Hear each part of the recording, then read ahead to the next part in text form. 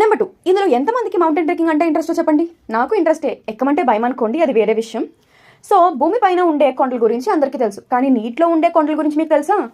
అవును సార్, నీటిలో ఉన్న కొండలే. ఈ మధ్య national oceanic and atmospheric administration వాళ్ళు, అంటే NOAA వాళ్ళు, పెసిఫిక్ మహాసముద్రంలో కొండలున్నట్టుగా గుర్తించారు. అది కూడా ప్రపంచంలో అతిపెద్దదైన బూర్జ్ ఖలీఫాకి రెండింతలు ఉందంట.